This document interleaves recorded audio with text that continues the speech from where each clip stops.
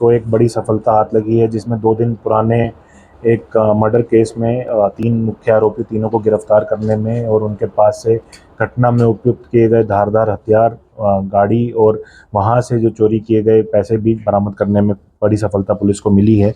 इसमें धर्मेंद्र, ये कुशीनगर उत्तर प्रदेश के रहने वाला है। ये लेबर क्वार्टर 5 में रहता था और कंपनी में हेल्परी का काम करता था। इसको 4-5 दिन से नहीं देखा गया था। 4 तारीख को जो आसपास के लोगों ने बताया कि कमरे से दुर्गंध आ रही है। जब वहाँ खोल के उसको तोड़ के देखा गया, जब ताला लगा हुआ था उसमें बाहर, उसको तोड़ के देखा गया तो उसके अंदर एक लाश मिली, जिसको आइडेंटिफाई किया गया। लाश की हालत भी काफ़ी ख़राब थी, सड़ चुकी थी काफ़ी हद तक, मैगट्स उसमें आ गए थे।